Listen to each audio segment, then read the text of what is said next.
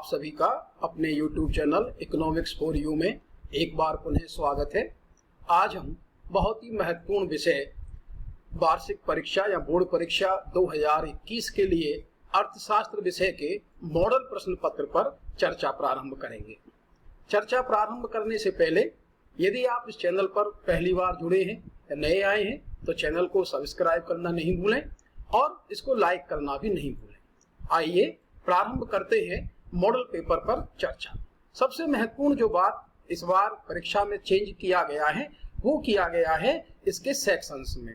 पूरे पेपर को 5 सेक्शंस में बांटा गया है, A, B, C, D, E, जिसमें जो पहला सेक्शन हमारा A है, इस सेक्शन में कुल 11 क्वेश्चन है, जिसमें से जो पहला क्वेश्चन है वो 10 ऑप्शनल वाले प्रश्नों में बटा हुआ है, जिसमें प्रत्येक प्रश्न के लिए 4 ऑप्शन दे रखे होंगे और उसमें से एक सही ऑप्शन का आपको चुनाव करना है। और प्रश्न संख्या 2 से लेकर के 11 तक जो प्रश्न होंगे उनके उत्तर आपको लगभग 1 या 2 लाइन में देने हैं। ये सभी प्रश्न 1-1 नंबर के होंगे। इसी प्रकार से जो दूसरा सेक्शन होगा बी सेक्शन, जिसमें 8 प्रश्न होंगे, प्रत्येक प्रश्न 2 अंक का होगा, जिनके जवाब भी आपको लगभग 2 या 3 लाइनों में देने हैं। तीसरा सेक्शन सी होगा, जिसमें हमारे पास 4 प्रश्न होंगे 20 से लेकर के 23 तक, और इन 4 प्रश्नों में प्रत्येक प्रश्न 4 अंक का होगा। लेकिन यहाँ सबसे जो महत्वपूर्ण इस बार चेंज किया गया है वो ये है कि प्रत्येक प्रश्न में आपको ऑप्शन दिया हुआ आएगा, अर्थात प्रत्येक प्रश्न 2 प्रश्नों में होगा, तो जिसमें से आपको एक प्रश्न हल करना है। इसी प्रकार से जो सेक्शन डी होगा उसमें 2 क्वेश्चन होंगे, क्रमांक जिनके 24 और 25, ये दोनों प्रश्न 5-5 अंक के होंगे। इनमें भी आपको पुनः विकल्प दिए गए हैं, अर्थात प्रत्येक प्रश्न में 2 प्रश्न होंगे, जिनमें से आपको एक प्रश्न हल करना है। और जो लास्ट सेक्शन होगा सेक्शन ई, जिसमें हमारे 3 प्रश्न होंगे और ये प्रश्न प्रत्येक 6 अंक के होंगे।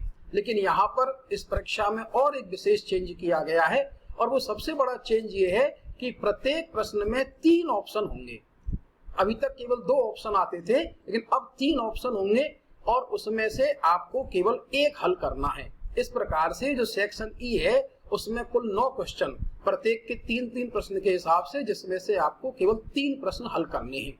दूसरी एक जो महत्वपूर्ण बात है वो ये और है कि सेक्शन डी और सेक्शन ई दोनों ही निबंधात्मक प्रश्न हैं, अर्थात जिनको हमें जवाब विस्तार से देने हैं, और इन्हीं में मुख्य रूप से आपको रेखा चित्रों की भी आवश्यकता पड़ेगी। और जो इससे संबंधित महत्वपूर्ण निर्देश हैं वो यहाँ पर स्क्रीन पर आप देख ही रहे हैं। उन निर्देशों के अनुसार ही आप आगे पेपर को हल करेंगे। अब पेपर पर आगे चर्चा करने से पहले पेपर किस प्रकार से हल करना है थोड़ा इसको मैं आपको बता दूं। आप जैसे पेपर का आपके पास ये स्क्रीन पर आए, आप उसका स्क्रीनशॉट ले लें, या फिर स्क्रीनशॉट नहीं लें तो आप इसको वीडियो को पॉज करके साथ ही साथ आप उत्तर पुस्तिका में हल कर लें।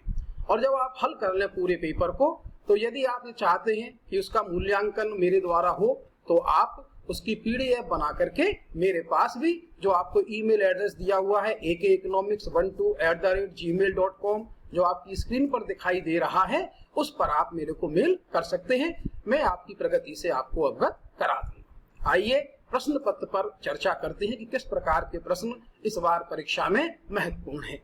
सबसे पहला सेक्शन जो है सेक्शन ए कह लें या ए कह लें, जिसमें आप देख रहे हैं प्रश्न संख्या 1 जैसे है। ये प्रश्न 1, 2, 3, 4 रोमन संख्याओं में एक तरह से 10 इसके प्रश्न होंगे, एवं सीधे वाले या वैकल्पिक बहुविकल्प वाले प्रश्न, जिनको आप स्क्रीन पर देख रहे हैं। इन प्रश्नों को आप साथ साथ पढ़ते चलें और उनका स्क्रीनशॉट ले लें, या फिर इसी के साथ साथ आप लिख करके उत्तर पुस्तिका में भी अपने सॉल्व कर सकते हैं। आप देख रहे हैं प्रश्न संख्या 1 के जो ऑप्शन वाले प्रश्न आ रहे हैं, इनको आप देखते चले। 5 छठा प्रश्न है, 7वां है, 8वां प्रश्न है, 9वां प्रश्न है, और लास्ट में ये 10वां प्रश्न है। ये 10 प्रश्न तक आप देख रहे हैं। आपको एवं सीधे जो भी उत्तर आपको सही लग रहा है वो आपको अपनी उत्तर पुस्तिका में अंकन करना है। पेपर में भी आपको ये ध्यान रखना है कि इनके जो उत्तर हैं वो उत्तर पुस्तिका में ही लिखे जाएंगे। अब जो प्रश्न संख्या 2 है, यहाँ से आप देख रहे हैं अधिविकर्ष क्या होता है जैसे, तो इन प्रश्नों के उत्तर आपको 1-1 या 2-2 लाइन के ज्यादा से ज्यादा हो सकते हैं, और ये सारे प्रश्न 1-1 नंबर के हैं, जो कि प्रश्न संख्या 11 तक यहाँ पर अंकित है। इन प्रश्नों को आप ध्यान से पढ़ें और सही सही उत्तर देने का प्रयास करें। अब है, आप देख रहे हैं सेक्शन बी, जो खंड ब है, इसमें प्रत्येक प्रश्न 2 अंक का होगा। 2 अंक का होने का मतलब होता है कि कम से कम जो उत्तर होगा हमारा 2 लाइन का तो होना ही चाहिए। और ज्यादातर ऐसे प्रश्नों में 2 मान्यताएं, 2 विशेषताएं, 2 अंतर, इस तरह की चीजें ही पूछी जाती हैं। इसका मतलब हमें 2 या 3 लाइनों में उत्तर हमारा आसानी से आ सकता है। तो प्रत्येक प्रश्न को ध्यान से पढ़ते चलें और उसका उत्तर साथ के साथ आप अंकन करें। अब आता है हमारा सेक्शन सी। सेक्शन सी थोड़ा सा बड़े प्रश्न इसमें आ जाते हैं, क्योंकि प्रत्येक प्रश्न 4 अंक का होता है। इन प्रश्नों में आप थोड़ा सा एक ध्यान रखें, कई बार क्या होता है, जो प्रश्न 6 नंबर का होना चाहिए वो 4 नंबर के में भी दे दिया जाता है। यहाँ आपको क्या करना है कि प्रश्न में जो जो चीजें पूछी गई हैं केवल उन्हीं को आप लिखेंगे।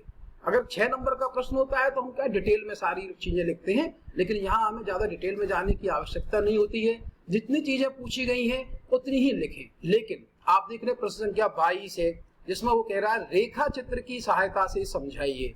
इसका मतलब यहाँ आपको रेखा चित्र अवश्य बनाने हैं। और रेखा चित्रों में, जैसा कि मैंने पूर्व के वीडियो में भी आपको बताया था, प्रत्येक रेखा चित्र में आपको एक्स अक्ष और वाई अक्ष पर नामांकन सबसे पहले करना है, और उसके बाद यदि कहीं कोई टेबल बनानी है तो टेबल दें, और टेबल के बिना भी यदि रेखा चित्र है तो रेखा चित्र को बनाएं। सही सही रेखा चित्र ही आपको अच्छे अंक दिलाने में सहायता करेगा। इसके बाद जो क्वेश्चन नंबर 23 है, और टिप्पणी लिखनी है, और अथवा वाले में साख निर्माण की प्रक्रिया में आपको एक उदाहरण द्वारा कि व्यापारिक बैंक किस प्रकार से साख निर्माण करते हैं। जैसा कि आपको मालूम होगा, पुराने चैप्टरों में आपने पढ़ा है कि व्युत्पन्न जमा और प्रारंभिक जमा के आधार पर साख निर्माण की प्रक्रिया संपादित होती है। तो यहाँ आप एक एग्जाम्पल लेकर के इस प्रक्रिया को पूरी तरह से स्पष्ट करेंगे। अब आता है हमारा सेक्शन डी। डी सेक्शन, जैसा कि मैंने पहले बताया था, प्रत्येक प्रश्न 5 अंक का होगा और हर एक में 2-2 प्रश्न दे रखे हैं आपको। इनमें से केवल एक प्रश्न आपको हल करना है। और ये दोनों से 24वां प्रश्न है। दोनों में ही आपको रेखा चित्रों के आधार पर प्रश्नों को स्पष्ट करना है, ये आप ध्यान रखें। ऐसे ही प्रश्न नंबर 25 है, जो कि राष्ट्रीय आय वाले चैप्टर से संबंधित है। यहाँ आपको कोई रेखा चित्र नहीं बनाना है, लेकिन उदाहरण देते हुए, जैसे कह रहा है कि उदाहरण द्वारा स्पष्ट कीजिए, तो वहां आपको उदाहरण अवश्य देना है और जो अवधारणा पूछी गई है उसको हमें स्पष्ट करना है। ऐसे ही अथवा वाला जो है आर्थिक कल्याण, तो आर्थिक कल्याण क्या है पहले ये बताना है, और फिर आपको बताना है राष्ट्रीय आय और आर्थिक कल्याण में क्या संबंध होता है। इसके बाद जो आता है हमारा जो सबसे बड़ा सेक्शन है, सेक्शन ई। इस ई सेक्शन में आप देख रहे हैं सबसे महत्वपूर्ण चेंज है इस बार, प्रत्येक प्रश्न में 3 प्रश्न आपको दे रखे हैं और 3 में से आपको कोई सा भी एक प्रश्न हल करना है। कई बार हम गलती से क्या करते हैं, निर्देशों को नहीं पढ़ते हैं और हम एक की जगह 2 या 3 प्रश्नों को भी हल कर आते हैं। तो आपको यहाँ ध्यान रखना है कि कितना प्रश्न पूछा गया है। अब यहाँ एक चीज और देखें आप कि जिन जिन चीजों को मांगा गया है प्रश्न में, जैसे कि 26 के अथवा वाले प्रश्न में आप देख रहे हैं अल्पकालीन लागतों की अवधारणाओं की व्याख्या कीजिए। इसका मतलब जो अल्पकालीन लागतें हैं, TFC, TVC, TC, AC, MC, इन सबको हमें सारणी और रेखा चित्र की सहायता से स्पष्ट करना। व्याख्या का मतलब यही है कि हमको विस्तार से उस अवधारणाओं को स्पष्ट करना है। ऐसे जो हमारा तीसरा वाला ऑप्शन है पूर्ति के नियम वाला, यहाँ भी आपको उदाहरण स्पष्ट, प्रश्न भी स्पष्ट कह रहा है कि उदाहरण द्वारा तालिका और रेखा चित्र की सहायता से समझाइए। तो वहां हमें स्पष्ट रेखा चित्र आवश्यक रूप से देना है। अब प्रश्न नंबर 27 बहुत महत्वपूर्ण प्रश्न है, जो कि हमारा बैंकिंग और बैंकिंग क्षेत्र से जुड़ा हुआ प्रश्न है। व्यापारिक बैंक, केंद्रीय बैंक, दोनों बैंकों वाले चैप्टर हमारे बहुत महत्वपूर्ण है। दोनों के एक तो इनकी पहले परिभाषाएं देनी है, क्या मतलब है कि ये क्या होती है। तो जो विभिन्न प्रकार की परिभाषाएं दी गई हैं उन परिभाषाओं से आप इनको स्पष्ट करें और फिर इनके कार्यों को आपको स्पष्ट करना है। और जिसका तीसरा ऑप्शन है रिजर्व बैंक की मौद्रिक नीति के प्रमुख उपकरण, जिसमें आपने देखा होगा repo rate, reverse repo rate, CRR, bank दर, इन उपकरणों को विस्तार से आपको समझाना है, जिससे आपको सही सही पूरे अंक प्राप्त हो सके। फिर प्रश्न नंबर 28 जो कि आप देख रहे हैं बजट वाले चैप्टर। पहला प्रश्न तो बजट से जुड़ा हुआ है, बजट क्या होता है, प्रमुख उद्देश्यों को बताना है, तो इसमें आप सभी उद्देश्यों को स्पष्ट करके बताएं। अथवा वाले प्रश्न में आप देख रहे हैं कि वर्तमान परिवेश में जैसे जैसे समय व्यतीत होता जा रहा है, आप देख रहे हैं कि बजट के नए नए प्रकार सामने आ रहे हैं, तो जितने ही प्रकार हमारे सामने आए हैं उन सभी प्रकारों को आप स्पष्ट रूप से समझाइए। और लास्ट जो कह रहा है वो मुद्रा के कार्यों को विस्तार से समझाइए। बहुत महत्वपूर्ण प्रश्न है। यहाँ पर आप मुद्रा के जितने भी कार्य हैं, जितने आपने अध्ययन किए हैं, उन सभी कार्यों को आपको विस्तार से समझाना है।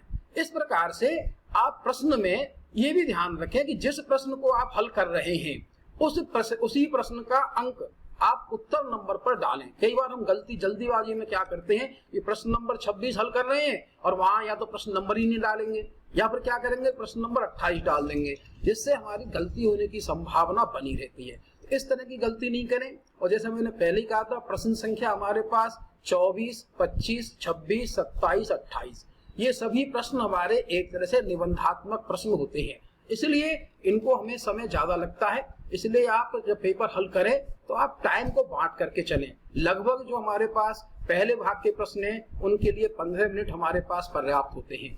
जो सेक्शन बी है उनके लिए हमारे पास लगभग 20 या 25 मिनट पर्याप्त होती हैं। सेक्शन सी है, सेक्शन सी में लगभग हमारे 40 मिनट पर्याप्त होते हैं, 10-10 मिनट उनको दे तो पर्याप्त होते हैं। इसी प्रकार से जो लास्ट वाले चैप्टर हैं उनके लिए भी हम लगभग 15-15 मिनट एक क्वेश्चन को दे तो 75 मिनट वहां भी देख सकते हैं।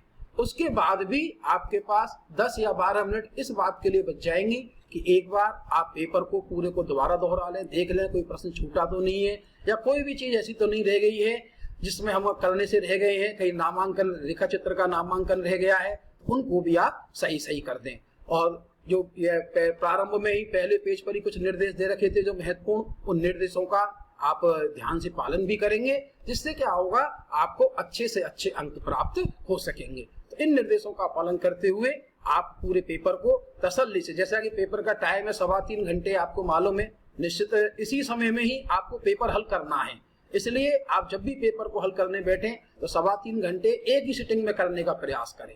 और जब पूरा पेपर हल हो जाए उसका PDF बना करके आप मेरे इस मेल पर डाल दें, जिससे मैं उसको चेक करके आपको उचित दिशा निर्देश या जो भी उसके बारे में और कोई सलाह होगी वो मैं आपको दे सकूंगा। एक और विशेष बात, जैसा कि मैंने बताया था आपको, जिनमें आपको अथवा वाले प्रश्न दे रखे हैं उन सभी प्रश्नों में चूंकि आप तैयारी कर रहे हैं और आपको पूरी परीक्षा की तैयारी हो जानी चाहिए, तो आप क्या करें कि जो अथवा वाले प्रश्न हैं उनको भी आप हल कर लें, जिससे क्या होगा कि आपकी परीक्षा की पूरी तैयारी हो जाएगी। तो आप उनको भी हल करके मेरे पास जो अपनी PDF भेजेंगे उसमें आप उनको भेज सकते हैं, जिससे आपको तैयारी में कहीं कोई दिक्कत नहीं आएगी। और यदि ये वीडियो अभी तो ये पेपर का प्रथम सेट है, मैं ये कोशिश करूंगा कि आगे आपको पेपरों से पहले 3-4 सेट और उपलब्ध हो जाएं, जिससे आप परीक्षा की पूरी तैयारी कर सकें और अपना अच्छे से अच्छा मूल्यांकन कर सकें, जिससे आपको अच्छे से अच्छे अंक प्राप्त हो सकें। आप इसी प्रकार से इस वीडियो को देखते रहें। धन्यवाद।